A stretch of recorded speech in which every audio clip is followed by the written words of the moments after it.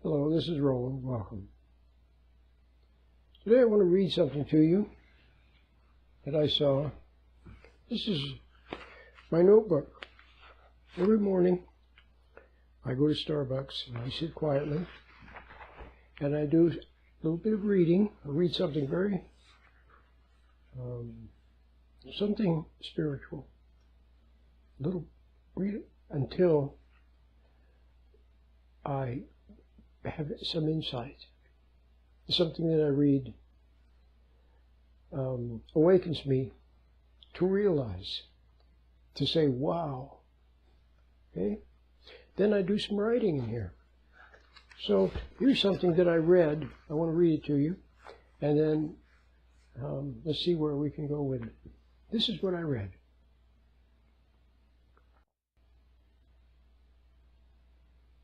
So if you are upset, overreactive, nervous, fearful, and guilty, take it as a sign that you have lost your way. Somewhere down the line, you have responded to and are following evil. Your resentment and impatience bear witness to your wrong allegiance. Now that right there is enough for a lifetime. A lifetime. There's so much there. Let me start again. So if you are upset, overreactive, nervous, fearful, and guilty, take it as a sign that you have lost your way. Somewhere down the line you have responded to it and are following evil. See, it's not normal to be upset. It's not normal to be fearful, to be overreactive. The human being is both of heaven and of earth. Part heaven, part earth, part spiritual, part material. A human being is a soul and a body.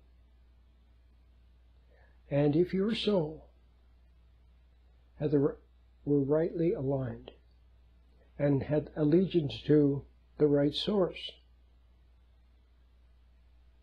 then you would not know fear. You would not know doubt. You would not overreact. Why do we overreact? Because we're full of doubt. See? Or we want something. But who is it that tempted you to want something? Let's look at it a little bit more. See, human beings are creatures of faith. We all know that people need to have some kind of a hope. Something to look forward to. Something to hope for. People can't live without hope. And what is hope a derivative of? It's a derivative of faith. A belief that, yeah, there's still something good that's going to happen. So it's faith. So humans are creatures of faith. We know that. We know how important faith is. See, even if a person doesn't have real faith, it still sometimes can help them. For example, the placebo effect. You've heard of the placebo effect, where you give one person the real pill and the other one gets a fake pill, and the one who gets the fake pill may start to feel better. Okay? May actually get better. Why? Because if the person believes that the fake pill is really going to help him, he believes it's the real pill, the real medicine that's going to help him, and so that stops worry. And when he stops worrying, see, his energies can then be channeled into getting well instead of sitting around worrying. See? But faith in the real thing is what we need. See, that's what you need. So what is the real thing? Well, it's within. And it's what you know in your heart. Okay? And it's from God. That's what you need. You need to believe in God. But you're born as a creature of doubt. That's all you inherit. You're of the lineage of Adam and Eve. You can't know true faith. All you know is you're born as a little ego, separate, and you grow as an ego. But when we reach adulthood at a certain point, we start to yearn for something more than just eating, drinking, and working. And so, that yearning. So what can the soul do? Well, the soul is supposed to have faith. And that means to believe. But how is the soul going to have faith, or how is the soul going to believe if it hasn't found the real source? See, people go around and they believe in this and believe in that. This politician, that treatment, this person. See, some people believe the worst is going to happen. Some people believe in fate or chance or luck or. See, we have to put our belief in something. Even believing the worst is going to happen. See how people need to have belief in something? But if you had belief in what's true, and what's true, you would come from the right source. And then having faith in that source, then what would you have to be fearful of, or worried about, or nervous about? See? So, the soul, what can it do? So, perhaps you can see that you don't have real faith. Okay? Some people have a false faith. They drum up emotions. They know they're supposed to have faith, so they find something positive, like religion, and then with images and rituals and study and words, and they keep believing that they found something. Well, what have they found? Well, they found words and ritual and study and images, and that's what they found. But they want to believe that they found more than that. So they try to drum up emotions. Okay, they try to drum up emotions. Other people make affirmations. They think if they repeat something over and over again, or something loud enough. So somebody once said, who was it? Was it George Carlin? I forget, one of these people who say funny things. He said the person who's talking the loudest is the one who's wrong. Okay?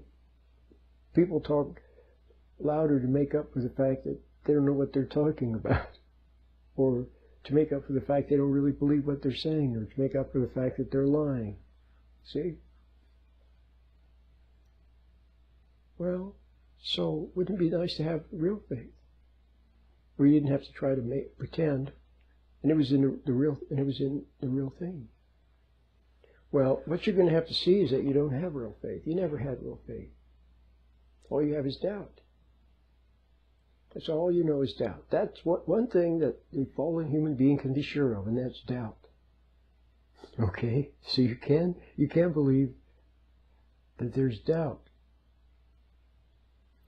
Now, if you were to have faith, and you became self-reliant, and you developed your powers from faith, of wisdom, patience, understanding, common sense, all the good virtues. But then you'd be able to solve your problems. You wouldn't even have problems. If you had problems, you'd solve them, and if problems were getting ready to arise, you would nip them in the bud. So it's to it's to the ones who want to have power over you, who want to lord it over you, and those who make a lot of money lording it over you.